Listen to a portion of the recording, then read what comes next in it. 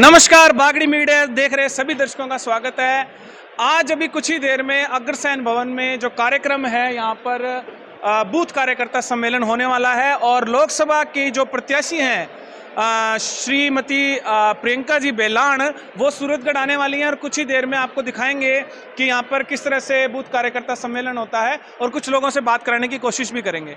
हमारे साथ हैं श्री गंगानगर लोकसभा से भाजपा के प्रत्याशी प्रियंका बेलान जी। मैडम, इनसे पूछते हैं, मैडम जैसे जैसे चुनाव पास आता जा रहा है, अब लगभग 14 दिन बचे हैं, तो क्या रणनीति के तहत आप लोग आगे बढ़ रहे हैं? देखिए, रणनीति एक ही है। हमारे पास मोदी जी की गारंटी है और 10 साल का उनका ऐतिहासिक कार्यकाल के विकास कार्य है और विकास की योजनाएं हैं, ऐतिहासिक योजनाएं हैं और जनता आतुर है तीसरी बार उनको प्रधानमंत्री बनाने के लिए। तो ये तो भारतीय जनता पार्टी के साथ जो मतदाताओं का विश्वास है, उनके बीच में हम सब इन्हीं योजनाओं को और मोदी जी की बात को लेकर जा रहे हैं। मैडम, आपके प्रतिद्वंदी को कामरेड जो कम्युनिस्ट हैं और आम आदमी पार्टी वालों ने समर्थन दिया है, क्या इससे आपको कोई फर्क पड़ता है? भारत में इंडी गठबंधन हुआ, उससे कोई फर्क पड़ा क्या? यहाँ पे भी क्या फर्क पड़ेगा? मैडम, जैसे शोपत मेघवाल जी साथ घूम रहे हैं और आम आदमी पार्टी के भी कुछ लीडर साथ घूम रहे हैं, इससे फर्क पड़ता है? मैंने आपको एक बात कही, भारत के सभी विपक्ष दल एक साथ होकर मोदी जी का कुछ नहीं कर पाए, तो यहाँ पर मोदी जी को कैसे हरा पाएंगे? चलिए मैम, धन्यवाद बागड़ी मीडिया से। हमारे साथ है पूजा भारती छाबड़ा जी, जो कि शराबबंदी आंदोलन की एक बड़ी नेत्री रही हैं। पूरे राजस्थान में शराब को बंद करने के लिए इनका जो आंदोलन है वो काफ़ी समय से सक्रिय है। तो सबसे पहले मैम, हमारे चैनल बागड़ी मीडिया पे आपका स्वागत है। मैं बहुत बहुत धन्यवाद करती हूँ बागड़ी मीडिया का, और आपके चैनल के माध्यम से मैं देश विदेश की सारी खबरों को देखती हूँ और सामाजिक स्तर पे जो आप मुद्दे उठाते हो, उसके लिए बागड़ी चैनल का, मीडिया का, आपका बहुत बहुत धन्यवाद, बहुत बहुत शुक्रिया। मैम, पहला सवाल ये होगा कि आपके जो ससुर थे वो शायद कांग्रेस पार्टी में थे, बीजेपी में थे, लेकिन आपको हमने कई बार देखा है अलग अलग दलों में। तो अब आप जो जुड़े हैं भारतीय जनता पार्टी से, कुछ समय से मैं देख रहा हूँ, तो मैम क्या कारण रहे कि भारतीय जनता पार्टी में शामिल होकर के और मोदी जी का झंडा बुलंद कर रहे हैं? देखिए, मेरे पिताजी शहीद गुलशन छाबड़ा जी भारतीय जनता पार्टी की ही टिकट से सूरतगढ़ से विधायक रह चुके हैं और वो जनसंघ के भी थे और 19 मई में वो जेल में भी रहे थे जब इमरजेंसी लगी थी। तो मेरा पूरा परिवार भारतीय जनता पार्टी से ही था। मैं एक सामाजिक कार्यकर्ता होने के नाते हम जब भी जिन मुद्दों को उठाते हैं, तो हमें कहीं ना कहीं अपने मुद्दों तक जो भी सरकार होती है प्रेजेंट में, उस सरकार तक अपनी पहुंचाने होते हैं। व्यक्तिगत संबंध एक अलग बात होती है, लेकिन एक राजनीतिक परिवार जो है, वो हमारा राजनीतिक परिवार बीजेपी से रहा है और एक कहते हैं पूरा तरीके से जो कहते हैं ना। मैडम, आपके अंदर क्या ऐसी सोच पनपी या क्या विचार ऐसे आए कि आपने खुले तौर पर भाजपा का समर्थन देने का ऐलान? मोदी जी की रीति नीतियों से प्रभावित होकर मोदी जी ने जो 3 तलाक कानून पास किया महिलाओं के लिए, उसको और महिला वंदन बिल जो लेकर आए, उस बिल को लेकर मोदी जी के प्रति हम महिलाओं की जो भावनाएं हैं कि महिलाएं विधानसभा में अपनी आवाज़ बुलंद कर सकें और बराबर की ताकत रख सकें, इसलिए उनसे प्रभावित होकर मैंने भाजपा जनता पार्टी में जाने का सोचा और मोदी जी का जो विज़न है 400 पार, उस विजन को पूरा करने के लिए आज हम सब एकत्रित हुए हैं, सभी कार्यकर्ता एकत्रित हुए और पूरे जोश के साथ हमारी लोक प्रत्याशी जो प्रियंका बेलान जी हैं, तो उनको जिताने का हम सब ने आज इस मीटिंग में संकल्प लिया है और पूरी उम्मीद करती हूँ कि लोकसभा विधानसभा में सबसे ज़्यादा वोटों से हमारी प्रियंका बेलान जी को जीत मिलेगी। मैडम, एक अंतिम सवाल कि आपका जो एक पूरे जीवन का एक उद्देश्य है कि शराब को बंद करना, तो अब भाजपा की सरकार राजस्थान में भी है और ऐसा निश्चित है कि केंद्र सरकार दोबारा से भारतीय जनता पार्टी की आ रही है, प्रियंका बेलान जी की आप जीत मान के चल रहे हैं, तो क्या वो चीज़ पूरी होगी मैम? देखिए, हमारा मिशन नशा मुक्ति का वो हमेशा रहेगा। जब तक शराबबंदी नहीं होती, तब तक हम अपने इस मिशन को राज्य सरकार तक और केंद्र सरकार तक पहुंचाने का प्रयास करेंगे, क्योंकि जब तक किसी को राजनीतिक पावर या ताकत नहीं मिलती, तब तक हम अपने इस मुद्दे को नहीं उठा पाते। हम आंदोलन करते, लेकिन हमारी बात को पूरे तौर तरीके से नहीं समझा सकता। लेकिन मैं पूरी उम्मीद करती हूँ कि मैं भाजपा की एक सदस्य, सामान्य सदस्य बनी हूँ और अपनी इस आवाज़ को हमारे जो भी जनप्रतिनिधि हैं उस आवाज़ को विधानसभा में उठाएंगे। और प्रियंका बलान जी एक महिला है और महिला होने के नाते जो नशा हमारे गंगानगर जिले में जो बढ़ता जा रहा है उसकी आवाज़ वो केंद्र सरकार तक पहुंचाएंगे। और मोदी जी जिनके मैंने इतने भाषण सुने हैं वो खुद इस नशा मुक्ति के लिए उन्होंने काफ़ी प्रयास भी कर रहे हैं। वो चिंतित भी हैं कि आज का युवा हमारे नशे के कितने बर्बाद हो रहा है। तो मुझे पूरी उम्मीद है कि मोदी जी हमारे इस नशा मुक्ति अभियान में पूरा सहयोग भी करेंगे और हमारी इस आवाज़ को प्रियंका बलान जी संसद में उठाएंगे। मैम एक अपील कर दीजिए उन लोगों को जो देख रहे हैं हमारे चैनल को भारतीय जनता पार्टी के समर्थन में।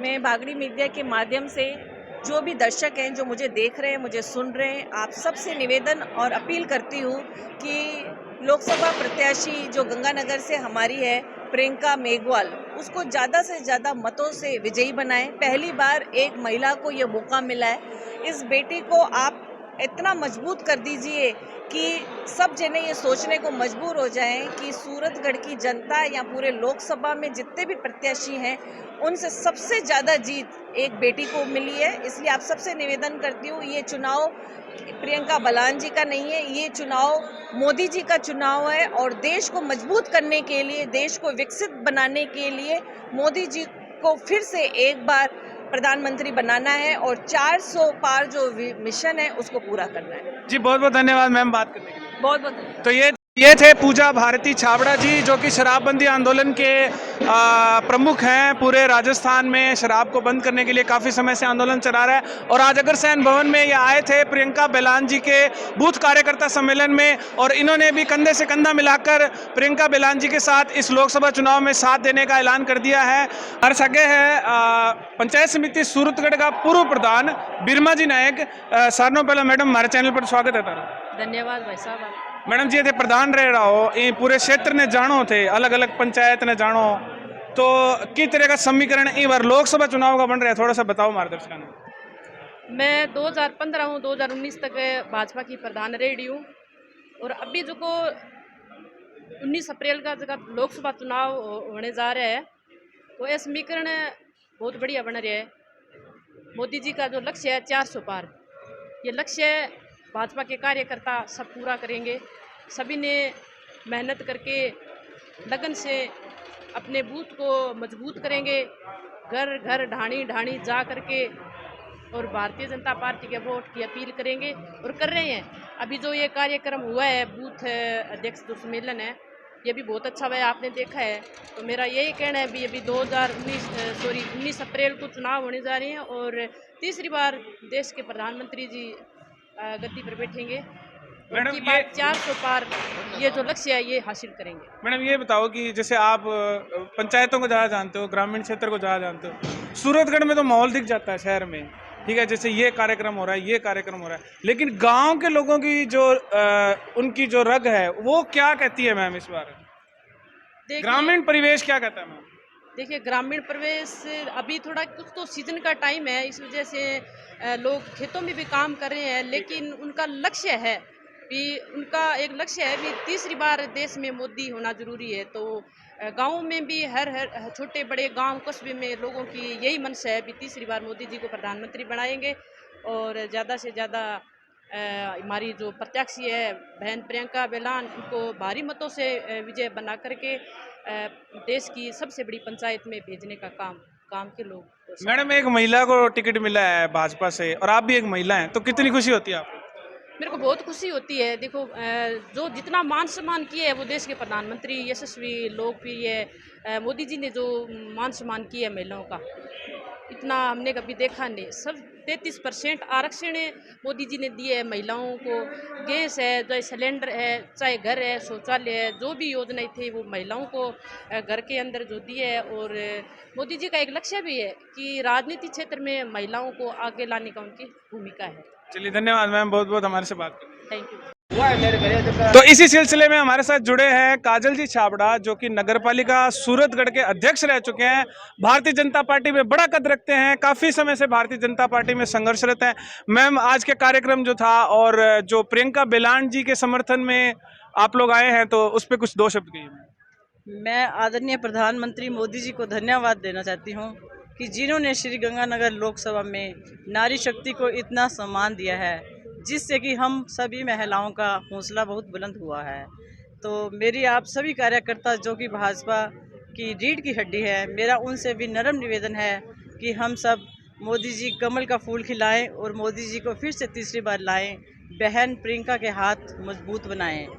आप सभी कार्यकर्ता से ज़्यादा बढ़कर 19 अप्रैल को चुनाव कमल का चिन्ह फिर से खिलाएं, ताकि भारत जो कि हम चाहते हैं कि सोने की चिड़िया फिर से बने, एक सुदृढ़ देश बने।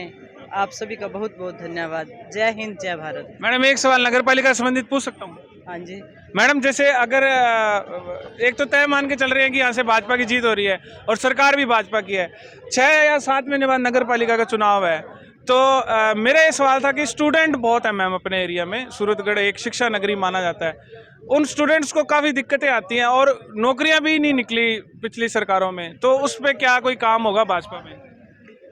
भाजपा के कार्य में अगर मोदी सरकार, पहली बात तो निश्चित है कि बनेगी, आदरणीय प्रधानमंत्री मोदी जी तीसरी बार बनेंगे। मैं आपको विश्वास दिलाती हूँ कि ये बात मैं आदरणीय मोदी जी तक जरूर पहुँचाऊँगी कि युवा वर्ग को ज़्यादा से ज़्यादा रोज़गार दिया जाए, ताकि जो माँ बाप हैं उनकी बहुत सी उम्मीदें हैं अपने बच्चों से, उनका भविष्य उज्जवल हो। मैं शुभकामनाएं देती हूँ। चलिए धन्यवाद मैम। बात बागड़ी मीडिया के लिए अटल त्रिखा के साथ महावीर बांबू, धन्यवाद।